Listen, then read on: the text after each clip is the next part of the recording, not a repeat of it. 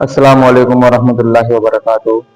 نحمد و نصلی علی رسول الکریم، اما بعد، اعوذ باللہ من الشیطان الرجیم، بسم اللہ الرحمن الرحیم۔ الا ان اولیاء اللہ لا خوف علیہم ولا هم يحزنون، صدق اللہ المولانا العظیم وبلغنا رسولہ النبی الامین المتین الکریم، ونحن علی ذلک لمن الشاہدین والشاکرین والحمد للہ رب العالمین۔ مجدھار میں پھنسی ہے پتوار غوث اعظم، مجدھار میں پھنسی ہے پتوار غوث اعظم، کشتی میری لگا دو اب پار غوث اعظم۔ حسرت کرو یہ پوری رہ جائے نہ ادھوری، حسرت کرو یہ پوری رہ جائے نہ ادھوری، جلوہ مجھے دکھا دو ایک بار غوث اعظم۔ معزز ناظرین اکرام، یہ 11ویں شریف کا مہینہ ہے۔ اس مہینے میں ہم اور آپ حضور غوث اعظم رحمۃ اللہ تعالیٰ علیہ کی نیاز دلاتے ہیں۔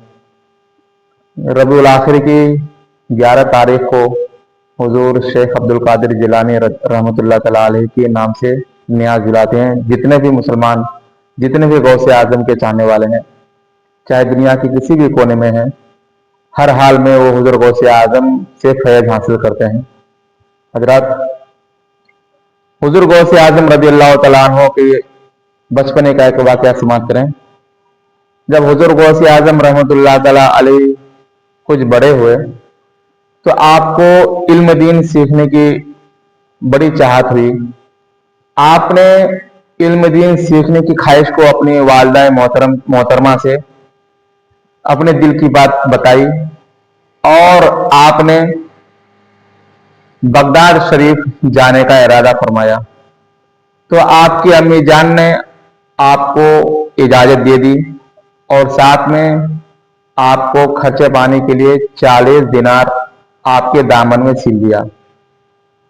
جب آپ اپنے گھر سے نکل رہے تھے تو آپ کی امی نے آپ کو یہ تاکید کی کہ بیٹا، کچھ بھی مصیبت ہو جائے، کچھ بھی پریشانی ہو جائے، اپنی زبان سے کبھی بھی جھوٹ نہ نکالنا۔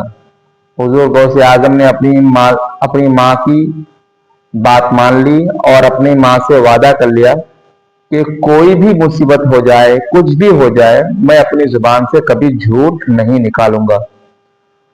حضور غوث اعظم رحمۃ اللہ تعالی علیہ فرماتے ہیں کہ ابھی ہم قافلے والوں کے ساتھ اپنے علاقے کو پار ہی کیے تھے کہ کچھ ڈاکوؤں نے ہمارے قافلے پر حملہ کر دیا۔ حضور غوث اعظم فرماتے ہیں کہ ہمارے قافلے والوں کے سامان کو ڈاکوؤں نے بے دردی کے ساتھ لوٹا اور ان ڈاکوؤں میں سے ایک ڈاکو میرے پاس آیا اور اس نے کہا کہ اے لڑکے، تیرے پاس بھی کچھ ہے؟ تو حضور غوث اعظم نے فرمایا، ہاں، میرے پاس 40 دینار ہیں۔ تو ڈاکو میرے اس سچ کو مذاق سمجھا اور چلا گیا۔ پھر اسی طرح دوسرا ڈاکو آیا، اس نے بھی مجھ سے یہی سوال کیا، میں نے یہی جواب دیا۔ جب تمام ڈاکوؤں کے سردار کے پاس پہنچے تو ڈاکوؤں کے سردار نے کہا کہ کوئی رہا تو نہیں، کسی کے پاس کوئی سامان بچ تو نہیں گیا؟ تو انہی میں سے ایک ڈاکو نے کہا کہ ہم نے تو سب کا سامان لوٹ لیا، مگر ایک لڑکا ہے جو یہ کہتا ہے کہ اس کے پاس 40 دینار ہیں۔ ڈاکوؤں کے سردار نے کہا کہ اس کو بلاؤ۔ جب حضور غوث اعظم کو ڈاکوؤں کے سردار کے پاس لے جایا گیا تو ڈاکوؤں کے سردار نے پوچھا کہ تیرے پاس کچھ ہے؟ تو حضور غوث اعظم نے فرمایا، ہاں، میرے پاس 40 دینار ہیں۔ تو ڈاکوؤں کے سردار نے کہا کہ کہاں ہیں؟ آپ نے فرمایا، میرے دامن میں سلے ہوئے ہیں۔ جب اس سلائی کو ادھیڑا گیا تو واقعی اس میں 40 دینار نکلے۔ تو ڈاکوؤں کا سردار یہ دیکھ کر، آپ کی سچائی کو دیکھ کر تعجب کرنے لگا اور آپ سے کہا کہ لڑکے، لوگ تو ڈاکوؤں سے جھوٹ بولتے ہیں، ہر ممکن کوشش کرتے ہیں کہ اپنے سامان کو ڈاکوؤں سے بچائیں، مگر تم ہمارے پاس جو ہے سچ بول دیے، تو تم کو کس چیز نے سچ بولنے پر ابھارا؟ تو حضور غوث اعظم نے فرمایا کہ جب میں اپنے گھر سے نکل رہا تھا تو میری والدہ محترم نے مجھ سے وعدہ لیا کہ بیٹا، کچھ بھی پریشانی ہو جائے، کچھ بھی مصیبت ہو جائے، اپنی زبان سے کبھی بھی جھوٹ نہ نکالنا۔ تو میں اپنی ماں سے کیا ہوا وعدہ کو کبھی بھول نہیں سکتا، اپنے ماں سے کیا ہوا وعدے کو میں کبھی छोड़ नहीं सकता, मैं उस वादे को हर हाल में पूरा करूंगा, इसलिए मैंने सच बोला। तो जैसे ही डाकुओं के सरदार ने आपकी जुबान से ये बातें सुनी कि आप अपने माँ से किए हुए वादे को नहीं भूले, तो उस डाकुओं के सरदार ने कहा कि बच्चे, तुम अपने माँ से किए हुए वादे को नहीं भूले, और हमारा हाल ये है कि हम साल साल से अपने रब से किए हुए वादे को भूल रहे हैं।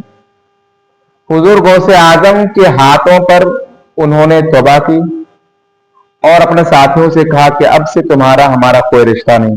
तो डाकुओं के सरदार ने डाकुओं ने कहा कि पहले हम डाका जनी करते थे, तो उस वक्त आप हमारे सरदार थे, जब आप आज तौबा कर लिए हैं तो आज भी आप हमारे सरदार हैं।